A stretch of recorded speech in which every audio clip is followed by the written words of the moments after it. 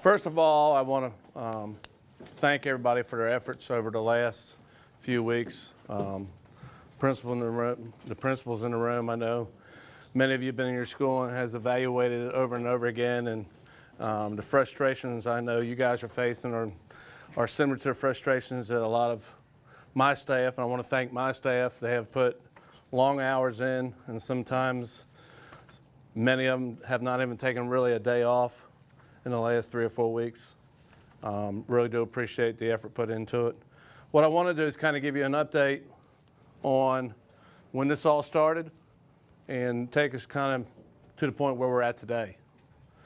So just to go back over, out of the 38 schools we had, and we classified this in 3 categories: major, moderate, and minimal.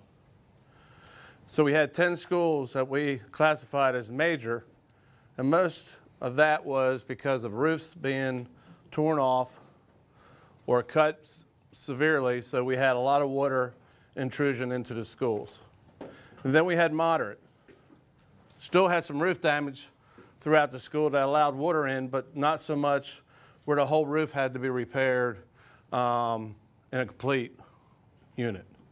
And then we had minimal damage. Now, you got to remember, even with the minimal damaged schools, we were without electricity for close to 7 days in many of our schools. So the environmental temperatures and conditions in those schools weren't normal. So we've been kind of fighting that for quite some time. Not only roofs, but our HVAC units that run our AC or our heat. Many of them have been compromised because of power surges, being without electricity for 7 days, and it's just trying to bring that all back up, and also not having a load of students in our schools to be able to regulate that temperature. So we've had a number of issues that we've had to chase over the last, I think we're within our 5th week without students being in our schools. So with that said, it's been a very demanding and challenging time for us as a staff to try to figure out 38 schools, the ones you get to first. So we really worked on the 10 major ones as well as the moderate ones as quickly as we could. And we have put a number of staff in our schools. Now, in order for us to do that, I think it was close to the start of when we came on the 16th that we were actually able to get out on the highway to look at some of the schools. And it was pretty amazing when you went to a Southwest High School, White Oak High School, or Northwoods Park Middle School, where complete wings or gymnasiums were completely saturated with water laying all over the floors and just the conditions within those buildings. Not to say what the other ones look like throughout the county. So my staff, we met on the 18th. Very quickly, we were able to find a company called Builder Services, which also contracted with Rural Plus, who had extensive knowledge and experience in working with large catastrophic situations. They were in Houston when that hurricane went through. They were in the Florida Keys, if you can remember last year, when it went through the Florida Keys and devastated them. So we sat down with them and we had a conversation about reaching out to all of our schools, because obviously our maintenance staff does not have the capability, even though we have one of the best, if not the best in the state. We had to find somebody that could bring numbers into our school district. So how did that process work? And there's been a lot of questions on finding a contractor. We didn't have to go out, thankfully, for a bid process, because that would have just delayed the process even more. So we were in a situation that we have a regulation that changes things when you're in a disaster. And I've asked Sherry Barnhart to kind of give you an explanation on what that means. Since we had the disaster of Hurricane Florence, we have some federal guidelines that we have to follow. And we went like Mr. Stout said, we contracted with Builder Services. The federal guidelines allow us to process that contract through what we call exigency and emergency circumstances, meaning that our buildings were some without roofs, some had extensive water damage. So that would be considered an emergency in the purchasing world because it does put the public at risk. So what we did is we sought Royal Plus, who has a General Services Administration that's a federal contract, and their affiliate was Builder Services. So they are considered our local North Carolina regional affiliate for that General Services contract or a federal contract. That contract was bid through federal sources. So in essence, we have met those federal guidelines because of that. Now this contract will be used until we exhaust our exigency and emergency circumstances, which would be getting your buildings back watertight. Okay, so that's where we are with the contracting. And since we had such a mass amount of destruction, this contract is probably going to be ongoing for a couple of months. We're getting to the point now that we're going to be determining what is part of the emergency and exigency circumstances. So we're probably going to start working on some bidding processes, and that's our goal in purchasing. We will bid, we will get the best possible responsible bidders and spend the money of the OCS school system in the best way possible. That's our goal in purchasing, is to spend the tax dollars wisely. So we will make sure that everything is purchased. It will take a little bit of time. So things that are going to be needed for your schools, we are going to have to go out for bid for those, the things that are not considered emergency. Okay, so we're going to take those item requests and all the facility needs that you have, and we're going to work on those individually, and we are going to put all hands on deck, and everybody is going to be working towards getting everything in place for the schools to get back up and running to pre-hurricane condition, which is a big task. Thank you, Sherry. With that said, I think we had, through the contractor looking at all of our roofs, about 23 temporary roofs needed throughout the county. That's a lot of roofs.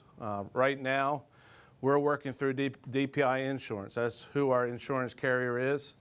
And we've had 13 approved out of the 23 for us to go ahead and put those temporary roofs on. And we're constantly working very diligently with the insurance carrier to make sure we get as much as we possibly can and covered so our schools will be watertight. Now, with that said, and with all the environmental conditions, and I said we were not going to put students back into schools until the air quality is cleared. And there's a letter, Steve.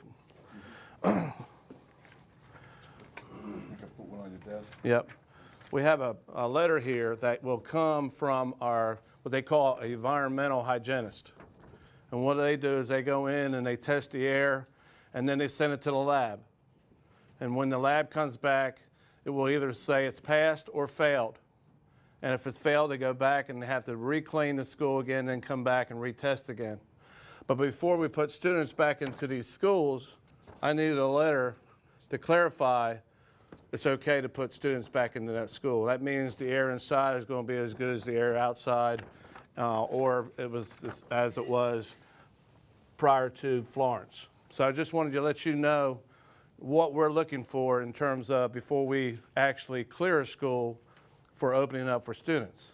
Now, with that said, Will, if you would, this is the first phase of schools, and I know this is an anxious moment for everybody in this room or anybody who's viewing this.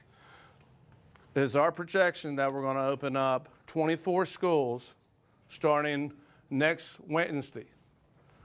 Now, our 10-month employees, we're planning on them coming in two days prior to. So on the 15th, we had this number of schools cleared. That means we have the clarification of that letter, but we still have some work to do in the schools. One is get furniture in place. We have some ceiling tiles. We have 40,000 ceiling tiles that have to be replaced throughout the system. That's a pretty large number. That's a lot of manpower and hours that we're going to have to do for this current week in order for schools to be available for next week. On the 19th, I believe, is when these other schools will be cleared. So teachers will come in on the 22nd in these schools, and we'll have students come on the 24th. So we'll have 24 schools open on the 24th, okay? So there's a glimmer of hope right there. We're gonna have to do this in 3 phases. The second phase, the projection is, and we won't have that long of a layover because we'll have ceiling tiles currently being put in place, is we're hoping to have the environmental hygienists give us the letters that we're all clean and clear, come in on the 29th. 30th is the teachers, and then on the 1st, students will come back in to these 6 schools. And you can look up here and see which one's yours. And then finally, the last group right here, and you can see heavily impacted areas, Southwest High School I mentioned, Northwoods, White Oak, but also we've had other things occur in the other schools as well. That's going to delay the process. Hopefully they're going to be clear on the 31st, and on the 1st teachers will come in, and then the 5th is the last projected date for all schools to be open throughout the county. Okay?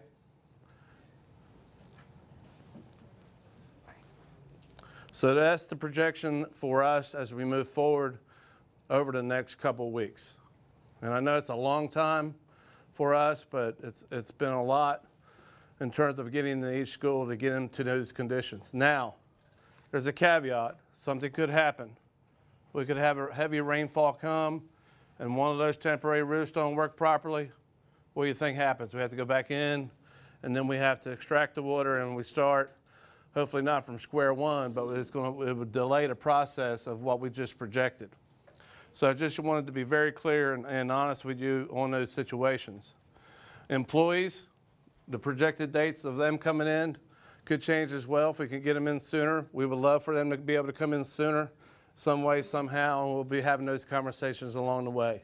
But for students, this is truly a projected line that we think we can meet through that process. Let me tell you what's happening right now out in those schools. We said Rural Plus and Builder Services, as well as our maintenance staff. So we have between 700 to 900. And the reason we have a variance on that is we have a number of Marines. Our partnership, our military partnership, has come to help us.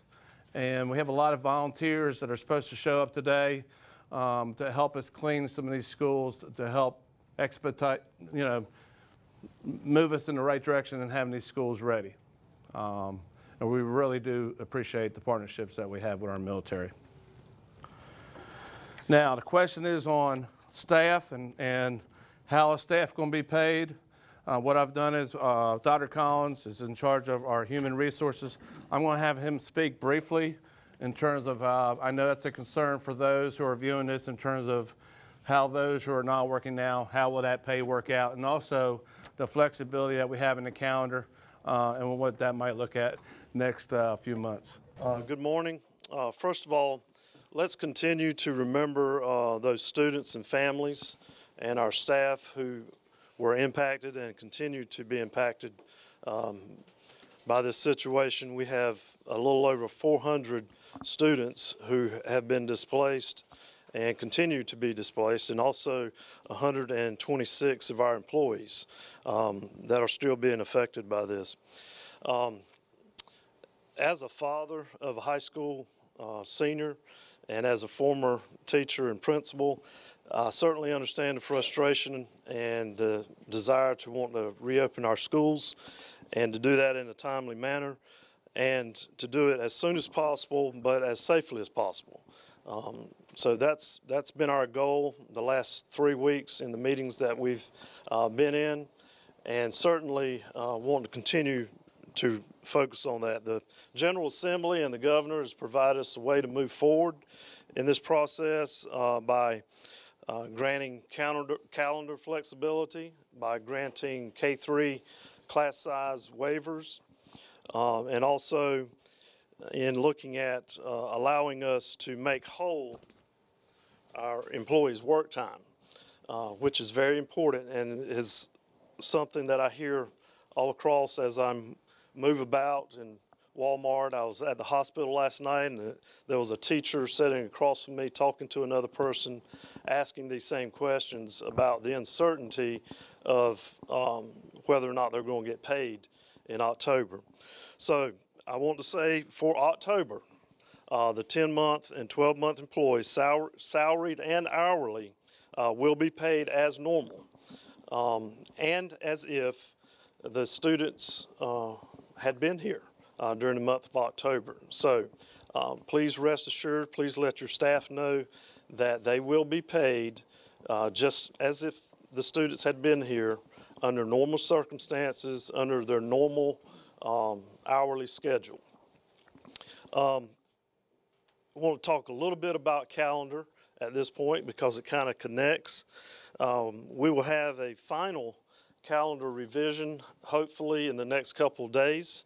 And as you know, and as Mr. Stout has already pointed out, this is our best guess right now, but things could change.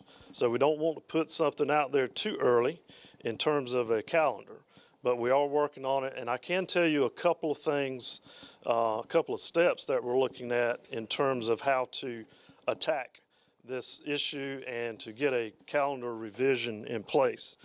There's actually two main factors. One is student time, instructional time. And you all know the 1,025 hours is the way that we build our calendar. Some of those hours have been waived. 20 days equals about 120 hours. So we have to work backwards from that, plus what we've already, the 10 days that we've already been in. And also the second thing that you have to look at in this calendar, we have to make sure that our 10-month employees, we can maintain that 215 days of employment. So there's two things working here, employment and days and students and hours. So let's just keep that in mind. Some of the things that can happen, obviously in our calendar, the way it currently stands, the majority of the teacher work days that are currently on the calendar will be converted to student days. So we're not making up, we're converting. We're just converting teacher work days and student days. The ERPD days, I think there's 3 of those left. Those will be converted to whole days. So you pick up some time there. Also, there's an option that we're looking at in terms of utilizing some of the leave days, and those are the green days on the calendar. We do have the option of swapping out some of those leave days for student time. But a couple things. On October 24th, which is the first day that we have for students to return, that will have been 30 days missed for students. It's actually 32, but there was one of them was a work day and 2 ERPD days. So it's actually 30 days, or 30 times 6 is that's how many hours, 180 hours, that students have missed so far. But we know that General Assembly has waived 20 days. So we won't have to make up all of that time, but there's a couple things to think about here. You know, we don't have to make up the time, but certainly instruction is very important to us, so we want to be able to get back as much of that time as possible, and then looking at the first semester and second semester and having to divide that time up and make it as appropriate as possible moving forward. So we look forward to sitting down and getting this calendar worked out in a draft form and hopefully get it out to you as soon as possible. One of the things I want to talk about, expense, because I know in our community when you hire somebody that has to service 38 schools and how fast we get it done, it's a very expensive item for us to have to look at. Currently, somewhere between $500,000 to $700,000 is what we consider being spent daily in order to try to get our schools back to where they were pre-Florence in terms of for students to come back in. So with that amount of money, you can see how quickly it will become where as a school system, You know, we are not a school system that can generate revenue and those type of things, so we have to be able to look at different things in terms of finding that money. What I'm going to do is I'm going to let Mr. Holloman, our Chief Finance Officer, kind of give you an explanation on where we're at currently budget-wise. Thank you, Mr. Stout.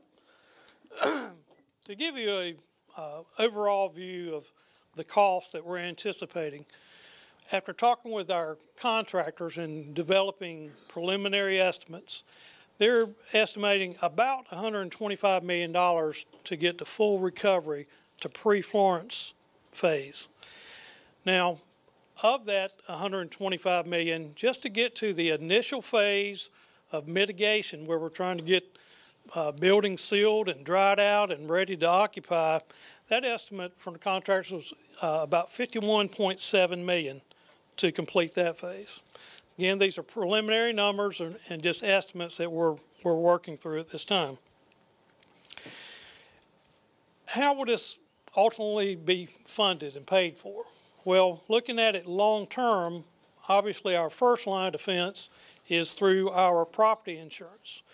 The property insurance comes through the North Carolina Department of Public Instruction. It's a state insurance plan that most school districts in the state utilize. But I have to tell you that that process has been a very slow process.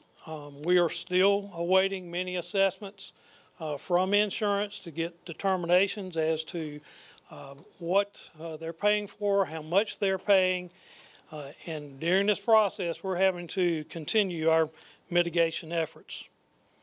In addition to that, we've been actively seeking state special appropriations. We've been working closely with the governor's office, as well as our legislators, attempting to get additional funding there to help us with this process. We're pursuing federal funds and any other federal grants that we can to apply to this. We'll even accept donations. If anyone would like to leave a check today, I'd be happy to take that. But ultimately, the county is our resource for which we have to depend on funding for any unmet needs. If we look at this and look at in terms of the urgency of the issue, we are required to be good stewards and continue the mitigation efforts so that further damage doesn't occur to our buildings, which would ultimately cost more money to repair at a later time. We also have to look at trying to expedite this process so we can get our students back in class just as soon as possible. That's of paramount importance to us. So we're having to continue to take on these expenses daily, incurring those. But the money has to come from somewhere. So in the short term, you know, where does this come while we're waiting on insurance, which is going to take quite a while, while we're waiting for state appropriations, waiting for the federal government to come through? The school system has no authority to borrow any funds, nor do we have any authority to levy any revenues. Really, the only defense that we have here is our unassigned fund balance, which stood at almost $7 million, and we have directed all of that towards recovery efforts to keep our mitigation efforts ongoing. So obviously there is a sizable gap between that and what the recovery costs are going to be as we're trying to pursue all that funding. Keep in mind that in North Carolina, counties are the responsible fiscal agent for the facilities as set up through the state constitution. And this is, you know, something that the county understands and acknowledged through their county attorney in the emergency meeting that was held by the county commissioners last week. So ultimately, we have to go to them for any unmet funding needs. And also, they are our only source of immediate funding. We can't force the insurance company to act any faster, although we're trying all efforts that we can to expedite that. We can't force the state or federal government to provide funds any faster. but it's ultimately the county's responsibility to come through with any necessary funds there. And as I said, we've already depleted our unassigned fund balance in directing that towards this recovery effort. So we have gone to the county commissioners asking for them to authorize us to utilize additional funds in order to continue the recovery efforts while we're pursuing all these types of reimbursements. Thank you, Mr. Holland. With that said, so we have over time communicated with our county just to kind of give them an idea, because our county is also dealing with a number of things as well in county government. So to try to be a good steward for us, before we had conversations with the county, and county manager David Cotton, I made a call up there around the 21st of September, and then my staff actually went over and did a presentation to the county commissioners and showed the pictures of the damages that we first came in contact with, and that a lot of it resembled the White Oak High School and the water and the roofs being torn off. And we had drones that were actually flown over our schools to be able to show pictures of the damaged roofs that we had. And we tried to give everybody in that room that day a good understanding. Now, pictures doesn't always tell the story. So since then, and in conversations with our county, we took them on a tour. We had a tour that took our board members and our county commissioners I believe on the 3rd of October, that really told the story. Most of those people that walked to schools that day, and our principals were with us that day, and I appreciate you guys being there. It was really devastating from their perspective. Because when you drive around our schools, you don't see it. You think school's ready. Why are they delaying the process for students to come back? But when they walked inside, they see these big tubes with air blowing through and dehumidifiers in every room, just trying to get things dried out and the air temperature where it needs to be. And also, being out of power, like I said earlier, our rugs need to be cleaned in every single school. Because with the temperatures off, obviously the conditions not being where they need to be, we had to go back in and clean from floor to ceiling in each and every school. It didn't matter if it was a new school that we just opened or if one of our older schools within the county. We had to go through the same process because of the conditions of having no air in those schools for that many days. So we've communicated as much as we possibly could, and then we got to the point of knowing that we're going to need $51 million possibly in order to get you back into school. We had to go back to the county. We did an emergency meeting, but prior to that, we sat down on Friday with our staffs trying to figure out how we're going to find money. Obviously, the county doesn't have $51 million as well, but what we needed is a bridge, because we need some money to get us to where insurance is paying off, or the state's allowed to give us some money, or when we have FEMA, which is federal government, passes some money through. So we went to them on Friday with conversations. On Saturday, finally got a message that they were going to advance us some money. Wasn't where I thought it was, so we had another meeting on Sunday at 1 o'clock. Came out feeling pretty good that we're going to have maybe up to $36 million possibly coming our way from conversations. But then during the emergency meeting, we found out that they really didn't have the cash flow to really offer much at all. And that was a very difficult meeting. If you saw that meeting on Facebook, you know, the frustrations were met on both sides during that meeting, but more so on my side, thinking we were going to go in there and have the opportunity to bridge this, and then tried to fight as much as we possibly can, and talking to our county manager to make sure we can at least have some startup money to be able to get us from point A to point B that will last maybe a week. Since then, our state's working with us, and they're meeting with the General Assembly's meeting today as well to try to find out what they can do to help us infuse money. Because you got to understand, if I don't have money to pay these contractors, they stop working, they pull off the job, what happens? we'll get right back in the situation again where environmental conditions aren't met right, or we don't have a clearance from our hygienist who is in the back of the room, Slade. He's been a busy guy. So it's been a real challenge for us in the last few days, and for me, just finding the infusion of money to continue the process and working with our county manager and trying to make sure we can get as much as we possibly can. Again, as Mr. Holloman said, I cannot seek a loan out or raise taxes. I have to go through another channel in order to do that. And I just wanted the audience to know that as well.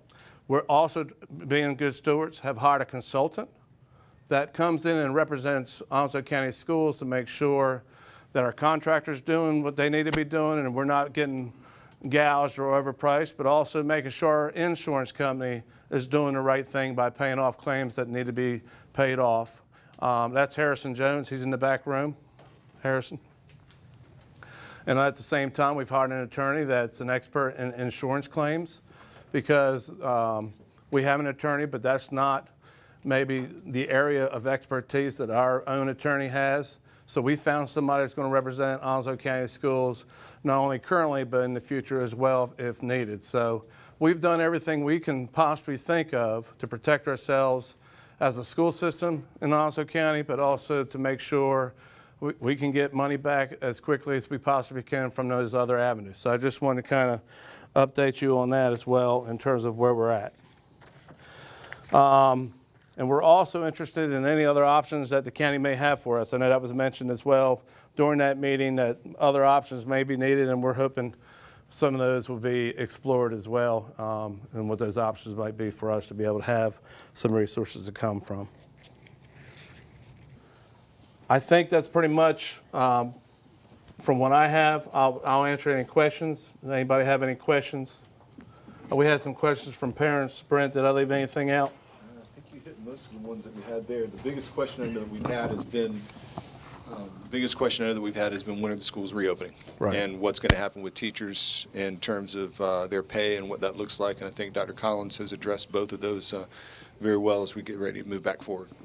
So we have a plan for you for phase 1, phase 2, phase 3, and schools starting back open. We've talked about teacher pay and when 10-month employees are expected back, or we could accelerate phase 2 and phase 3 of those teachers possibly after we have more conversations. But right now, we're sticking to this plan until something changes on that. But student projection will not change what we see on the calendar.